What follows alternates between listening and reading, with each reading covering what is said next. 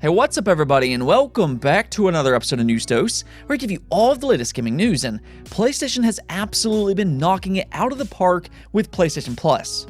It seems like in recent months they've been making a real effort to up their game with PlayStation Plus, and I think gamers are starting to take notice, and January is looking exceptionally well with some great games to play. And really, when you start to look closely at PlayStation Plus, it's becoming a fantastic deal for PlayStation gamers, and not just because they're monthly games. There's actually more happening, and I'll explain why here in just a moment. Also, we got a new teaser trailer for an upcoming Xbox Series X exclusive, and it's looking fantastic, so stick around for all of the latest on that. Before we get into all that though, we have plenty more to talk about, so let's get right into it. And today we're going to start off with Hollow Knight Silksong. A few days ago, we talked about how Silksong was going to appear in the new Edge issue, and just like they said, it was going to offer plenty of new details. And I have to say, the cover for this issue is amazing, and it's worth owning for that reason alone. I do highly recommend you check that out yourself, but we are going to talk about a few of the new details that I found to be very interesting. First off, no, they did not reveal the release date as many of us hoped for, but they did, however, announce that it will only be available on the Nintendo Switch and PC when it first launches. Unfortunately, Xbox and PlayStation fans are going to have to wait a bit longer for Silksong, though as to how long remains unknown. That's not overly surprising though, considering how the first game released. It originally came to the PC where it was very successful. It went on to sell, I believe, 1 million units before it even came to the Nintendo Switch, where its popularity grew even further.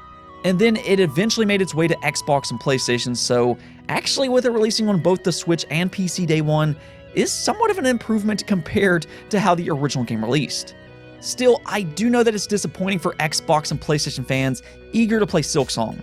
Nonetheless, it sounds like this game will feel quite a bit different. Obviously, Hornet is a much more acrobatic character, so they had to change how Hollow Knight plays. Hornet's faster, she jumps higher, can clamber on ledges, and it sounds like the enemies will be designed around these changes. They're going to be smarter this time around and are more complex. Now, they did say the challenge is meant to be similar to the first game, and they're also saying it's going to offer more locations this time, which is a big plus. We might end up seeing some more color variants this time around, rather than it just being dark all the time. That could be a nice change of pace. But yeah, it's sounding really good, and you all know me. I'm a big fan of Metroidvania games. I'm super excited for this one, and I like what I'm hearing. It sounds different, and it's not just going to be more of the same. And since we're on the topic of a Nintendo game, I found this next topic to be interesting and a little sad at the same time. So Nintendo just revealed a bunch of new content for Super Smash Bros. Ultimate. This included Sephiroth, which was such a hype reveal, and a perfect inclusion into Smash Bros. Ultimate. I love the fit, and there was so much attention to detail as you would come to expect from Smash Bros. Unfortunately though, Nintendo didn't seem to give near as much love to Geno. Geno has been a character fans have been requesting for years and years. He's from Super Mario RPG, which is often considered an all-time great, and his design is just really cool. So Nintendo in a way brought him over to Smash Bros. Ultimate by making him a Mii character. And there's nothing wrong with that, they've been doing a good job with Mii costumes. Vault Boy, Sans, and Cuphead all look excellent as Mii costume, but it's like they put no effort at all into the Geno costume, which was very upsetting. Once again, the dream is dead, but it looks like fans have taken it into their own hands. Yeah, check this out. A Geno Deluxe costume is now available. This is a mod over on Game Banana's website, and it looks really good. Definitely way better than what Nintendo did, which makes the whole situation even worse. I mean, it's only been a few weeks and fans have made a better version themselves. Unfortunately, it's not official and it's just a mod, but if you're into modding, it's a really cool addition. Next up, let's talk about CyberPunk 2077. As we all know, it's been a bit of a hot topic recently for all of the wrong reasons, but I actually have some good news today.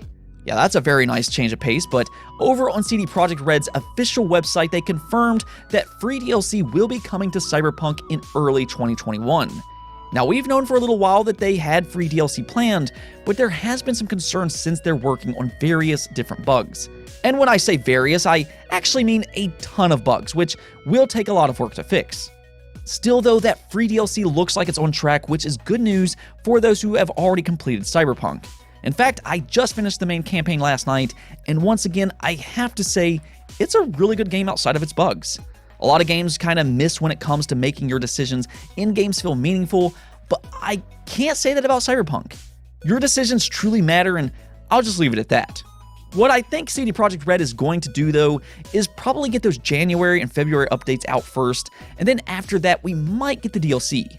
And that will be great for this game as CD Projekt Red tries to rebuild their reputation. You have to remember that they still haven't released the Xbox Series X and PS5 version. They could treat that as the definitive edition and kind of ramp that excitement back up as they continue to update it and add new content throughout 2021. Moving on, we got a big Xbox Series X console exclusive to talk about today, Stalker 2. Now, if you're a PC enthusiast, there's a good chance you've played Stalker at one point in time. These are very popular games on PC, and for good reason. I'll get into that in a moment, but there's definitely some excitement for Stalker 2, as you can see with the new teaser trailer, as it's already gotten 1.3 million views on IGN alone.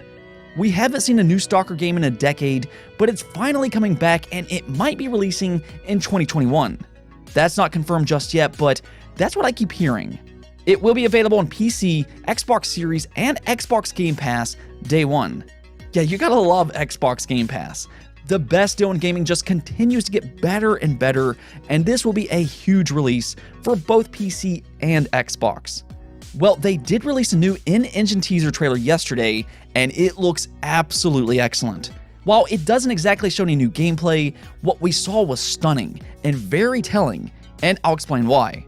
See, the thing about Stalker is that it's one of the most atmospheric games of all time, with its ominous setting, inevitable danger, horrifying landscapes, and that's exactly what you're seeing in this new Stalker 2 teaser. It once again is showing that atmospheric gameplay that it's so well known for, which I don't think it's talked about near as much as what it should in critiquing games.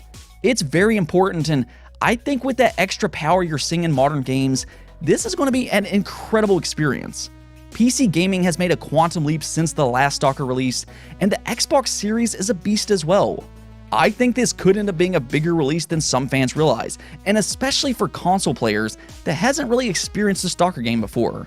That's kind of where Xbox Game Pass is going to come in though. A lot of fans are going to download it day one, and it could be a big surprise hit for Xbox. Now, beyond the trailer though, we do have some details about what this game is from the developers themselves. It is confirmed to be a big open world game and one of the biggest open worlds to date. Of course, it's a first-person shooter, immersive sim, and horror game with really thick atmosphere. As for its story, it's non-linear and your choices will affect short-term consequences and long-term global outcomes. Again, it sounds great on paper, and we can clearly see how gorgeous and atmospheric it is from the teaser trailer. Now I just want to see some actual gameplay. They grabbed my attention here with its atmosphere, but now I want to see how the gameplay works. This could just be the beginning of its marketing though, so we might be hearing a lot more about this game throughout 2021.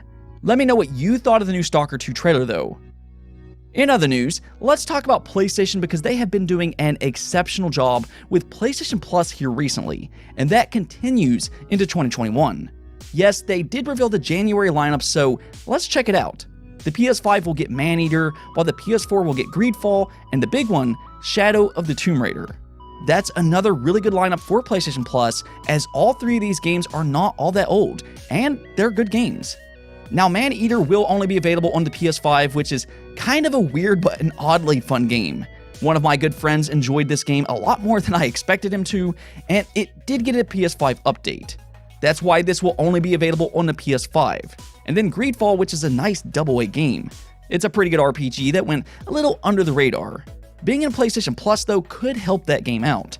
I believe it sold more than 1 million copies, but as we've seen in the past, PlayStation Plus can really launch a game into popularity. That's happened with both Rocket League and Fall Guys. And of course, you have Shadow of the Tomb Raider, and that's an amazing game. I know it's not the best game in the trilogy, but it is a really good game. And I haven't checked it out yet on the PS5, but I'm kind of interested in how it performs on the PlayStation 5. The PS4 version kind of struggled with its frame rate, so if you played on the PS5, it might fix that problem. So again, this is another great month for PlayStation Plus, but the reason this really stands out to me is because Sony's been doing a great job with PlayStation Plus for several months now. In December, we got Just Cause 4, Worms Rumble, and Rocket Arena, and then in November we got Bugsnax, Hollow Knight, and Middle-earth: Shadow of War. So you're seeing a nice mix of games here, which includes brand new day one releases such as Bugsnax and Worms Rumble. In fact, in February, PlayStation plans on releasing their big AAA PlayStation 5 exclusive into PlayStation Plus, Destruction All-Stars. Now, I'm not exactly sold on that game yet, but it's another nice addition to PlayStation Plus, as it is a big day one release. And like I said, it's not just with their monthly games. They also recently added the PlayStation Plus Collection. This is where they put a collection of high-profile PS4 games for PlayStation Plus subscribers to download. This includes some amazing games such as Bloodborne, Uncharted 4, God of War, and the list goes on and on. This is a fantastic inclusion to PlayStation Plus, though I do hope they continue to add to that collection. It really needs the Nathan Drake collection, Dreams, and Medieval to name a few, but we'll see what happens with all that. If you're new to PlayStation though, and if you just bought a PS5 and you missed out on a PS4, I think PlayStation Plus is becoming an essential subscription. You get that PlayStation Plus collection, and it seems like you get some really nice games on a monthly basis. On to our last topic though, Nintendo revealed a lot of new information about Super Nintendo World last week as they held a special direct to give us a quick tour across its fantastic looking park. As you would expect from Nintendo, they put a lot of thought into their Disney-esque theme park, and it's oozing with personality and charm. Well, it looks like they want you to take some of that fun home with you through some exclusive items.